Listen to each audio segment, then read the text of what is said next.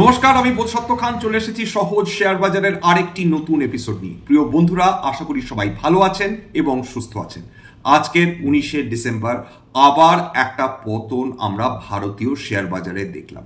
কি নিফটি, কি সেন্সেক্স, বিভিন্ন সেক্টরাল যে ইন্ডাইসেসগুলো সবগুলোতেই প্রায় পতন দেখলাম। বিএসসি ফার্মা বাদ দিয়ে বা সার্বিকভাবে ফার্মাসিউটিক্যাল সেক্টর বাদ দিয়ে অধিকাংশ সেক্টরে আমরা পতন দেখেছি।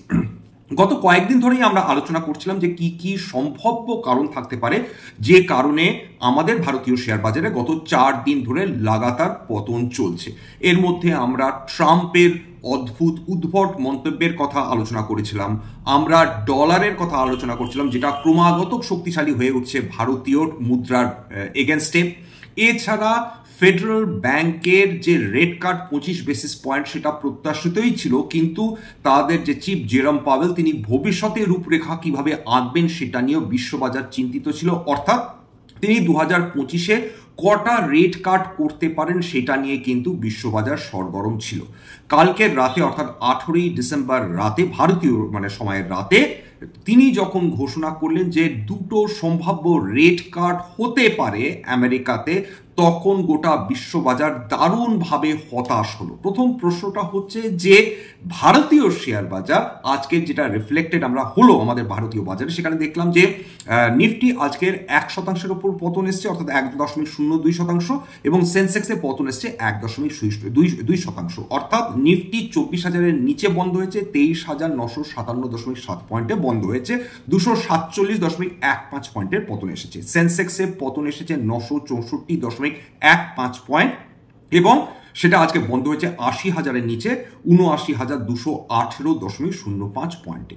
প্রথম প্রশ্নটাই যেটা স্বাভাবিকভাবে বিনিয়োগকারীদের বা ট্রেডারদের মনে জাগবে সেটা হচ্ছে সুদূর আমেরিকাতে কি ঘটছে, তাদের 1 বছরের সামনের যে 1 বছরের রূপরেখা সেখানে তারা আদেও রেট কাট করবে কি করবে না সেটা নিয়ে আমাদের বড্ড বেশি মাথা ব্যথা কেন। তার কারণটা যেটা মাথায় আসে সেটা একটা হতে পারে যে মার্কেট একটা অজুহাত খুঁজছে বা মার্কেটে বিভিন্ন পার্টিসিপেন্টসরা একটা অজুহাত খুঁজছে যার ফলে মার্কেটটা নিচে নামতে পারে। এমনিতেই আপনারা খেয়াল করে দেখেছেন নিফটি 23,200 থেকে সেটা প্রায় 1,500 পয়েন্ট আমরা উত্থান দেখেছিলাম মাত্র কয়েকদিনে। সেখানে বেশ কিছু শেয়ার আবার অত্যন্ত চড়া দামে ট্রেড করছিল, তার মধ্যে অত্যন্ত ভালো গোত্রের কিছু শেয়ার ট্রেড করছিল, ফান্ডামেন্টালি অত্যন্ত সাউন্ড কোম্পানি, তারা অত্যন্ত চড়া ভ্যালুয়েশনে ট্রেড করছিল।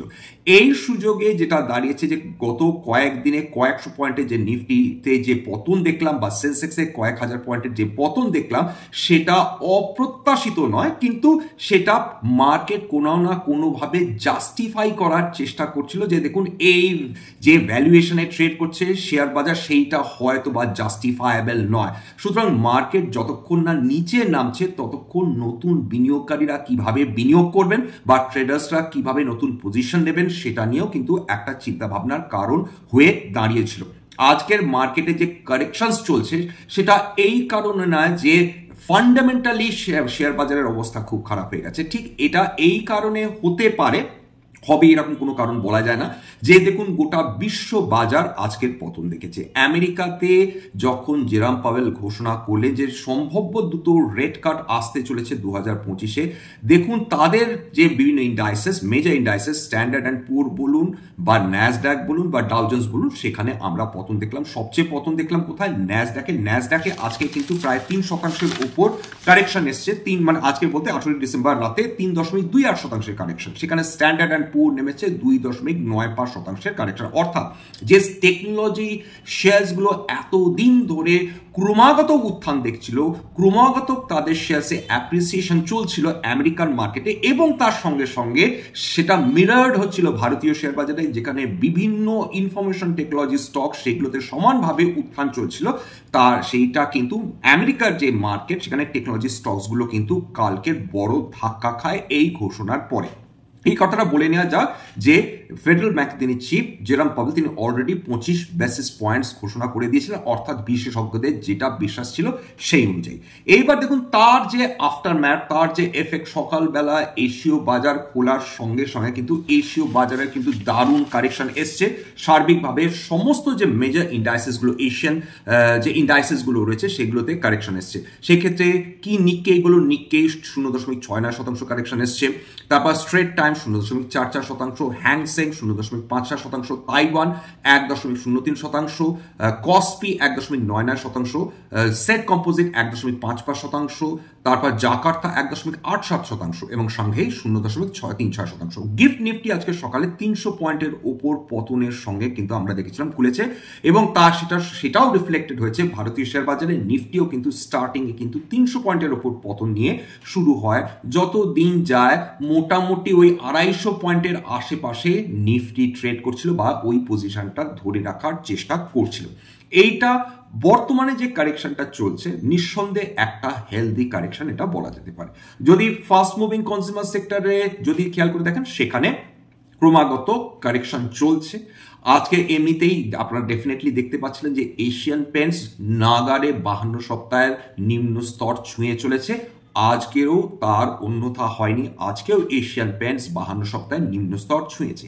এর সঙ্গে মজার ব্যাপার হচ্ছে প্রক্টার অ্যান্ড গ্যাম্বল 52 সপ্তাহের নিম্ন স্তর ছুঁয়েছে, নেসলে ইন্ডিয়া 52 সপ্তাহের নিম্ন স্তর ছুঁয়েছে। অর্থাৎ নামি দামি কোম্পানিজ, ভারতবর্ষের অন্যতম ব্লু চিপ কোম্পানিজগুলো, সেরা কোম্পানিজগুলো, তাদের স্টকের দামে যদি এই ধরনের ডেপ্রিসিয়েশন চলে আসতে পারে তার পেছনে ডেফিনেটলি এইটা কারণ নয় যে ফেডারেল ব্যাংক তারা রেট কাট করার ব্যাপারে অনীহা দেখাচ্ছে বা অতিরিক্ত সতর্কতা দেখাচ্ছে। তার পেছনে যেটা কারণ যথেষ্ট কনজামশন ভারতবর্ষে হচ্ছে না এবং তার ফলে তার রেভিনিউ, সেলস বলুন অথবা প্রফিটেবিলিটিতে মানে যেটা সেটা কিন্তু প্রভাবিত করছে বিভিন্ন স্টক প্রাইসেস। এশিয়ান পেন্টসের ক্ষেত্রে অলরেডি আমরা জানি যে ক্রুড অয়েলের দাম সেটাকে এফেক্ট করেছে। তারপর এশিয়ান পেন্টসের নতুন কম্পিটিটর বিড়লা চলে এসছে, তাদের যে এই যে ভয়ানকভাবে এন্ট্রি মার্কেটে এবং ডিসরাপশন করার একটা চেষ্টা, সেটার ফলেও এশিয়ান পেন্টসের শেয়ারে একটা আঘাত এসেছে। এছাড়া বিভিন্ন পেন্টস কোম্পানি আপনারা সবাই জানেন যে সবসময় একটা প্রিমিয়ামে ট্রেড করে, ইউজুয়ালি অত্যন্ত হাই ভ্যালুয়েশনে ট্রেড করে। সেই এশিয়ান পেন্টস কিন্তু আজকের অনেকটাই তার দাম নেমে গেছে, অনেকটাই তার পিই রেশিও নেমে গিয়েছে। তার পেছনে এই ধরনের ডেফিনেটলি কারণগুলো কাজ করছে। যখনই কোনো কোম্পানি মার্কেট শেয়ার কেড়ে নেওয়ার জন্য অন্য কম্পিটিটর চলে আসে, সেই ক্ষেত্রে সেই কোম্পানিটা যেটা হয় সেখানকার বিনিয়োগকারীরা কিন্তু একটু হলেও সেই ব্যাপারে আশঙ্কায় ভোগেন বা আতঙ্কে ভোগেন। এবার চলে গেল ইউরোপিয়ান মার্কেট। সকালবেলা এশিয়ান মার্কেট সমস্ত ডাউন, আজকে ইউরোপিয়ান মার্কেট সেগুলো সমস্ত কিছু নেগেটিভে তারা বন্ধ হয়েছে। কি ফুটসি বলুন সেটা 1.33% পতন দেখেছে, কি ক্যাগ বলুন 1.44% পতন দেখেছে, ড্যাক বলুন 1.09% পতন দেখেছে। ড্যাক হচ্ছে জার্মানির ইন্ডাইস, তারপর ক্যাক হচ্ছে ফ্রান্সের ইন্ডাইস এবং ফুটসি হচ্ছে ব্রিটেনের ইন্ডাইস। এই তিনটে ইন্ডাইস তিনটে মেজর ইউরোপিয়ান ইকোনমির বর্তমান যে শেয়ার মার্কেটসগুলো তার অবস্থাকে বর্ণনা করা হয়েছে ক্যাক, ড্যাক এবং ফুটসি। এবার চলে আসি হচ্ছে যে ফেডারেল ব্যাংকের সঙ্গে সঙ্গে আর যেই কারণগুলো বিনিয়োগকারীদের মধ্যে একটা চিন্তা সৃষ্টি করেছে সেটা হচ্ছে ট্রাম্পের বিভিন্ন পলিসিস, ইকোনমিক পলিসিস বলা যেতে পারে। ট্রাম্প কি বলছেন? ট্রাম্প যে 4টে পয়েন্টের উপর ফোকাস করেছেন সেটা নিয়ে বিশ্ববাসীর মাথা ব্যথা রয়েছে। 1 হচ্ছে ট্রেড, 2 হচ্ছে ইমিগ্রেশন, 3 হচ্ছে ইনফ্লেশন, 4 হচ্ছে যেটাকে বলা যেতে পারে ট্যাক্সেশন। এইবার ট্রাম্পের বক্তব্য অনুযায়ী সবাইকে, বিশ্বের সমস্ত দেশগুলোকে হঠাৎ করে তিনি হুমকি দেওয়া শুরু করেছেন, নতুন করে না, মাঝখানে কিছুদিন চুপচাপ ছিলেন আবার শুরু করেছেন। তার বক্তব্য হচ্ছে এই ট্রেডের মধ্যে, এই যে ট্রেড চলছে, দুপাক্ষিক ট্রেড চলছে, সেটার মধ্যে কিন্তু তার বক্তব্য অনুযায়ী অন্যান্য দেশ বেশি অ্যাডভান্টেজ নিচ্ছে, ইউনাইটেড স্টেটস কম অ্যাডভান্টেজ পাচ্ছে। সেখানে একতরফা হুমকি দিয়ে রেখেছেন। ইমিগ্রেশন নিয়ে তার বড্ড মাথা ব্যথা, মেক্সিকো থেকে ইমিগ্রেশন, কানাডা থেকে ইমিগ্রেশন, অন্যান্য দেশ থেকে আমেরিকাতে ইমিগ্রেশন, সেটা নিয়ে তার মাথা ব্যথা।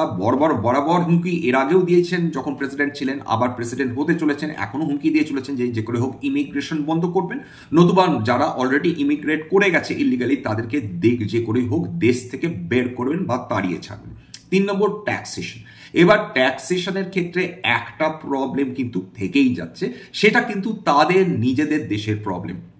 আপনারা যদি খেয়াল করে দেখেন যে ইলন মাস্ক স্বঘোষিত ডোনাল্ড ট্রাম্প সমর্থক, এবং ডোনাল্ড ট্রাম্প তাকে যে করেই হোক তাকে সমস্ত ধরনের সুবিধা পাইয়ে দেওয়ার চেষ্টা করছেন, এবং ইলন মাস্কের মাধ্যমে তিনি কোট আনকোট তার ইকোনমিকে রিভাইভ করার চেষ্টা করবেন বা করছেন বা করতে চলেছেন বলা যেতে পারে।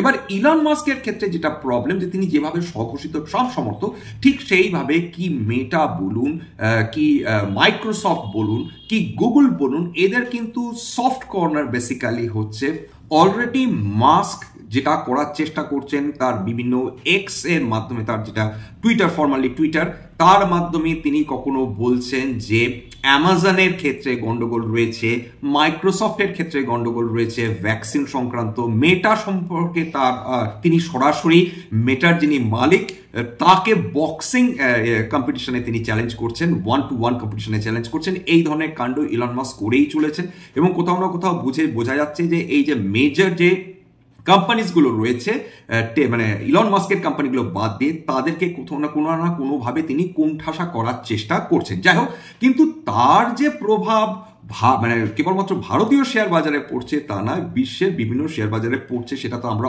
অলরেডি দেখতে পাচ্ছি। এর সঙ্গে এটাও বলে নেওয়ার দরকার রয়েছে, আমাদের ভারতবর্ষে যে ইনফরমেশন টেকনোলজি কোম্পানিজগুলো রয়েছে, যারা প্রোডাক্টস বা সার্ভিসেস বিক্রি করে আমেরিকাতে প্রাইমারিলি, তারা কিন্তু এই আশায় বসেছিল যে ট্রাম্প ট্যাক্সেশনের ক্ষেত্রে ভীষণভাবে লিবারেল হবেন, এবং বিভিন্ন ইনফরমেশন টেকনোলজি কোম্পানিজগুলো যেগুলো রয়েছে আমেরিকাতে, তারা এই লিবারেল ট্যাক্সেশনের ফলে উপকৃত হবে, তার ফলে সেক্ষেত্রে তাদের বটম লাইন কিন্তু ইমপ্রুভ করবে। সেই জায়গাটা থেকে আমাদের ভারতবর্ষেও কিন্তু আমরা দেখতে পাচ্ছিলাম যে বিভিন্ন ইনফরমেশন টেকনোলজি স্টকসগুলো র্যালি করছিল। হ্যাঁ, একমাত্র যে জায়গাটা মানে এই যে ক্রমাগত পতন আমরা দেখে আসছি ভারতীয় শেয়ার বাজারে, সেখানে যারা ট্রেন্ডটাকে অগ্রাহ্য করতে পারছে সেটা ডেফিনেটলি বিভিন্ন ফার্মা কোম্পানিজ। গত 3-4 দিন ধরে কিন্তু ফার্মা কোম্পানিজগুলোতে আমরা ক্রমাগত র্যালি দেখে চলেছি এটা, এবং ফার্মা হচ্ছে ওয়ান অফ দ্য লার্জেস্ট, মানে ভারতবর্ষের বিভিন্ন সেক্টরের মধ্যে largest exporter to the United states. এছাড়া ইনফ্লেশন নিয়ে যেটা প্রবলেম দাঁড়াচ্ছে সেটা হচ্ছে ট্রাম্প মোটেই ইনফ্লেশনের ব্যাপারে আপাত দৃষ্টিতে কনসার্ন না। তিনি মানে যেটা লোকমুখে শোনা, যে তিনি হয়তো বা চাইছেন যে আমেরিকা আগে গ্রোথ দেখুক, আমেরিকাতে ইকোনমিক রিভাইভাল হোক, পরে প্রয়োজন পড়লে তারা ইনফ্লেশনটাকে ট্যাকেল হয়তো বা করে নিতে পারবে। সেই জায়গাটায় দাঁড়িয়ে ইনফ্লেশন কিন্তু জেরম পাওয়েল তিনি কিন্তু ভীষণ কশাস, বিশেষ করে নিজেদের ইনফ্লেশনারি কন্ডিশন নিয়ে। সেই কারণেই তিনি বলছেন যে যদি কন্ডিশন অ্যারাইজ করে, যখন অ্যারাইজ করবে, যেমনভাবে অ্যারাইজ করবে, সেই অনুযায়ী তিনি ইনফ্লেশনকে ট্যাকেল করার চেষ্টা করবে। ইনফ্লেশন অলরেডি আমেরিকাতে বেশ চড়া ছিল, তার ফলে ফেডারেল ব্যাংক তারা রিভিউ করতে বাধ্য হয়েছে তাদের এস্টিমেট, ইনফ্লেশন এস্টিমেট। তার মানে কেউ কোনো সেন্ট্রাল ব্যাংকই যে স্যাক্রোস্যান্ট ইনফ্লেশনারি নাম্বারস নেই তা নয়, ইনফ্লেশনকে কন্ট্রোল করাটা ভীষণ ডিফিকাল্ট হয়ে যায়। সেক্ষেত্রে আমেরিকান যে সেন্ট্রাল ব্যাংক, ফেডারেল ব্যাংক, তারা কিন্তু রিভাইজ করতে বাধ্য হয়েছে তাদের ইনফ্লেশন নাম্বার 2025-এর জন্য। সুতরাং ইনফ্লেশন যদি হাতের বাইরে চলে যায়, সেক্ষেত্রে জেরম পাওয়েলকে হয়তো বা কঠিন হলেও হতে পারে, এই আশঙ্কাও ডেফিনেটলি বাজারের মধ্যে কাজ করছে, কিন্তু সেটা ইপস অ্যান্ড বার্সের উপর চলছে। এবং যেটা ঘটছে বর্তমানে সেটা হচ্ছে আমেরিকার দিকে চোখ দিয়ে তাকিয়ে থাকার অর্থই হচ্ছে, যখন ভারতবর্ষে এরকম করছে না, ভারতবর্ষের আপাতত রেট কাটের কোনো সম্ভাবনা দেখা যাচ্ছে না, তখন মানুষ কোথাও না কোথাও দুধের স্বাদ ঘোলে মেটাবার চেষ্টা করছে বলা যেতে পারে। আমেরিকা তাকে এই এক্সপেকটেশনটা হয়তো বা মনে মনে বিল্ড করার চেষ্টা করছে, যদি আমেরিকাতে দিনের পর দিন যদি রেট কাট, ইনফ্লেশন রেট কাট, যদি ইন্টারেস্ট রেট কাট হয়, সেক্ষেত্রে হয়তো ভারতবর্ষ একদিন না একদিন হবে। তবে ভারতবর্ষে আরবিআই ভীষণ একদম ক্যান্ডিডলি বলেছে, যতক্ষণ না ইনফ্লেশন কন্ট্রোলে আসবে, তাদের কমফর্ট লেভেলের নিচে আসবে, কয়েক মাস এই লেভেলে থাকবে, ততদিন তারা রেট কাট নিয়ে কোনো নতুন চিন্তা ভাবনা করবেন এমন সম্ভাবনা কিন্তু কম। যাক, আজকে চলে আসি হচ্ছে ডলার নিয়ে। ডলার দেখবেন কালকের 18ই ডিসেম্বর 85 টাকা 17 পয়সায় পৌঁছে গিয়েছিল। মানে দিনের পর দিন কিন্তু টাকার ভ্যালু কমছে, ডলারের ভ্যালু বাড়ছে, এফআইআইসরা সেল করছে, ডলারের প্রয়োজন হচ্ছে, ডলারের চাহিদা বাড়ছে, তার ফলে যেটা দাঁড়াচ্ছে টাকার ভ্যালু কিন্তু ক্রমাগত কমে চলেছে ডলার এগেনস্টে। অথচ মজার ব্যাপার যেটা, যখনই আমেরিকার ফেডারেল ব্যাংক তারা রেট কাট করেন তখন কিন্তু তার চাপ পড়ে ডলারের ওপর। ডলারের ভ্যালু ইউজুয়ালি অন্যান্য কারেন্সির এগেনস্টে দুর্বল হওয়ার কথা বা এতদিন দুর্বল হয়ে এসেছে, কিন্তু যেহেতু মার্কেট মানে অভুক্ত ছিল বলা যেতে পারে, মার্কেট এক্সপেক্ট করছিল ফেডারেল ব্যাংক বিভিন্ন রেট কাটস করবে, তার ফলে ডলারের দাম কিন্তু অন্যান্য কারেন্সির তুলনায় সেই অর্থে তো পতন হয়নি, বরং আমাদের টাকার পার্সপেক্টিভে ডেফিনেটলি আমরা দেখতে পাচ্ছি যে সেটা বৃদ্ধি পেয়েই চলেছে। এক 2 নম্বর হচ্ছে 25 বেসিস পয়েন্টসের জন্য আমেরিকার ডলারের ওপর মারাত্মক চাপ কিছু ডেফিনেটলি পড়বে না, এবং বাস্তবে সেটা পড়ছেও না। কিন্তু যেটা হচ্ছে গোটা বিশ্ববাজারে ডলারের চাহিদা ক্রমাগত বৃদ্ধি হচ্ছে, তার কারণ সবাই চাইছে আমেরিকাতে ইনভেস্ট করতে, আমেরিকাতে ইনভেস্ট করার জন্য ডলারের প্রয়োজন, সুতরাং সবাই কিন্তু ডলার পারচেস করার দিকে মন দিয়েছেন। সেক্ষেত্রে বিভিন্ন যে কারেন্সিসগুলো রয়েছে, কি ইউরো বলুন, কি পাউন্ড বলুন, কি জাপানিজ ইয়েন বলুন, কি ভারতীয় মুদ্রা বলুন, সবাই কিন্তু ডেপ্রিসিয়েট করছে আমেরিকান ডলার এগেনস্টে। এইবার চলে আসি হচ্ছে যে আজকের যে কোম্পানিগুলো 52 সপ্তাহের নিম্ন স্তর ছুঁয়েছে, এর মধ্যে আরতি ড্রাগস রয়েছে, আরতি ইন্ডাস্ট্রিজ রয়েছে, অ্যাডোর ওয়েল্ডিং রয়েছে, এশিয়ান পেন্টসের কথা বলেছি, এউ স্মল ফিনান্স ব্যাংক রয়েছে, অ্যাভিনিউ সুপারমার্ট রয়েছে, বাজাজ হাউসিং রয়েছে, বন্ধন ব্যাংক রয়েছে, চেন্নাই পেট্রো, ক্রেডিট অ্যাক্সিস গ্রামীণ রয়েছে, ধনলক্ষ্মী ক্রপ রয়েছে, ডিগজ্যাম রয়েছে, আইএফজিএল রিফ্র্যাক্টরি, ইন্দাস ইন্ড ব্যাংক। সেই যে পতন শুরু হয়েছে তার মাইক্রো ফিন্যান্স পোর্টফোলিও বেশি থাকার দরুন, তারপর থেকে ইন্ডাসইন্ড ব্যাংক ক্রমাগত তার 52 সপ্তাহের নিম্নস্তর ছুঁয়ে চলেছে। এছাড়া মাস ফিনান্সিয়াল রয়েছে, এস মেডজা ইন্টারন্যাশনাল রয়েছে, নেসলে রয়েছে, নেটওয়ার্ক 18 রয়েছে, প্রক্টর অ্যান্ড গ্যাম্বল বলেছি, প্রিন্স পাইপস, পিটিসি ইন্ডিয়া, রাজ রতন গ্লোবাল, রসেল টেক্সাস, তারপর সাং ইন্ডাস্ট্রিজ, স্পন্দনা স্ফূর্তি, স্পেশালিটি রেস্টুরেন্ট, এটা আমাদের এক বাঙালির কোম্পানি, টাটা টেকনোলজি, ইউনিপার্কস ইন্ডিয়া, উত্তম সুগার প্রভৃতি। যে কোম্পানিগুলো 52 সপ্তাহের উচ্চতা ছুঁয়েছে, প্রচুর কোম্পানি, মজার ব্যাপার মার্কেটে এই লেভেলে পতন সত্ত্বেও ক্রমাগত পতন দেখে চলেছে, মানে উত্থান দেখে চলেছে।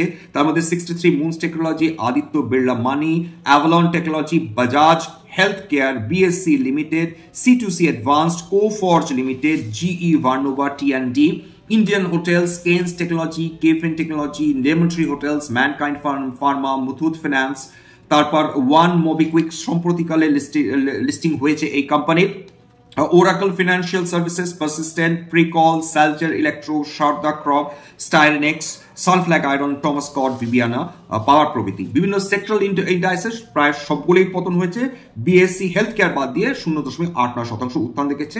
এছাড়া নিফটি ব্যাংক 100.08% পতন, নিফটি আইটি 1.26% পতন, বিএসসি স্মল ক্যাপ ভীষণ মাইনার পতন দেখেছে, বিএসসি মিড ক্যাপও মাইনার পতন দেখেছে 0.28 এবং 0.3%, Nifty auto 0.73%, BSc capital goods 1.07% পতন, বিএসসি এফএমসিজি 0.52% পতন, এবং বিএসসি মেটালস সেটা 0.96% কিন্তু পতন দেখেছে। যে কোম্পানিগুলো আজকে সর্বাধিক পতন দেখেছে, অর্থাৎ মানে 19 ডিসেম্বর সবচেয়ে বেশি পতন দেখেছে, LTI Mindtree, Cummins India, AB India, তারপর জিও ফিনান্সিয়াল, এর মধ্যে বলে দিই এলটিআই মাইন্ডট্রি 5.38% পতন দেখেছে, কামেন্স ইন্ডিয়া 4.78% পতন। এছাড়া delivery, Adani green energy, Dixon technologies, Nalco, UPL, Bajaj Finserv এরা সমস্ত 2.5 থেকে 4% মধ্যে পতন দেখেছে। এছাড়া Bajaj, Chola investment, Escorts Kubota, Asian paints, নোবেন ফ্লোরিন, পিডিলাইট ইন্ডাস্ট্রিজ এরা 2 থেকে 2.5% মধ্যে পতন দেখেছে। যে এই মোটামুটি আজকের আমাদের আলোচনা এখানেই শেষ করব। প্রথম কথা বলে নিই যে আমাদের যে কারেকশনটা চলছে এটা কিন্তু কোনো ফান্ডামেন্টালি খারাপ কন্ডিশনের জন্য যে মার্কেটে কারেকশন চলছে এমনটি নয়। বিশেষজ্ঞদের বক্তব্য অনুযায়ী বেশ কিছু সেক্টরসে চড়া ভ্যালুয়েশনে কিছু শেয়ার ট্রেড করছিল, মার্কেট একটা অজুহাত যাতায়াত করছিল, ফলে সেখানে কারেকশন এসছে। 2 নম্বর, এরকম ধরনের ঝটকা মার্কেটে যখন এক্সপেকটেশন অত্যাধিক বৃদ্ধি হয় এবং সেটা পরিপূরণ হয় না, তখন মার্কেট এই ধরনের ঝটকা মেরে থাকে। আজকেও আমরা দেখেছি যে পরপর 4 দিন ধরে এই ঝটকা চলছে। কয়েকশো পয়েন্ট নিফটিতে ডেফিনেটলি কারেকশন হয়েছে, সেন্সেক্সও কারেকশন হয়েছে প্রচুর পয়েন্ট, কিন্তু যেটা দাঁড়াচ্ছে যে ফান্ডামেন্টালি কোম্পানি যদি ভালো থাকে, সবসময় এই কথাটা বারবার রিটারেট করবো, প্রয়োজনে প্রত্যেকটা এপিসোডে রিটারেট করবো, যদি কোম্পানি ফান্ডামেন্টালি ভালো হয়, তার যদি লং টার্ম স্ট্র্যাটেজিক গ্রোথে কোনো রকম অসুবিধা না হয়, যদি কোম্পানির ম্যানেজমেন্ট খুব ভালো হয় এবং কোম্পানি যদি অত্যাধিক চড়া রেটে না যদি সেটা ট্রেডেড হয়, তাহলে সেই কোম্পানিগুলোকে নিয়ে বিনিয়োগকারীরা ডেফিনেটলি তাদের মতন করে তারা ডেফিনেটলি ভাবতে পারেন। দীর্ঘমেয়াদী বিনিয়োগকারীদের তো এই নিয়ে টেনশন করার মতন ডেফিনেটলি কিছু হয়নি। এই ধরনের সুযোগগুলো 8-10-15% যদি কারেকশন আসে, এইগুলো হচ্ছে ডেফিনেটলি সুযোগ ভালো ভালো কোম্পানিজ, বারবার বলা, ভালো ভালো কোম্পানিজ ন্যায্য মূল্যে পাওয়ার জন্য। স্ট্যান্ডার্ড ডিসক্লোজার যে কোম্পানিজগুলো নিয়ে আজকের আলোচনা করলাম, হতে পারে তার মধ্যে কয়েকটা কোম্পানিতে আমার বা আমার পরিবারের বিনিয়োগ থাকলেও থাকতে পারে। ভবিষ্যতে যদি নতুন করে কিনি বা বিক্রি করি, তাহলে আগাম বিজ্ঞপ্তি দিয়ে কিনতে বা বিক্রি করতে পারবো না। স্ট্যান্ডার্ড ডিসক্লেমার দেখুন, এটা কেবলমাত্র একটা এডুকেশনাল চ্যানেল, বাঙালি বিনিয়োগকারীদের ইনভেস্টর অ্যাওয়ারনেসের জন্য। এখানে কোনো ধরনের কোনো শেয়ারের বাই সেল, কমেন্টেশন, সাজেশন, অ্যাডভাইস বা ইনফ্লুয়েন্স করা হয় না। এবং আমার কথা শুনে যদি আপনারা কোনো শেয়ারের ব্যাপারে বাই সেল সিদ্ধান্ত নেন, সেক্ষেত্রে আমরা ক্ষতির মুখে পড়তে পারেন। সুতরাং সবসময় যখন সেবি রেজিস্টার্ড ইনভেস্টমেন্ট অ্যাডভাইসারের পরামর্শ নেওয়ার চেষ্টা করবেন, সেক্ষেত্রে আপনারা উপকৃত হলেও হতে পারেন বা নিজের ডিউ ডিলিজেন্স করবেন।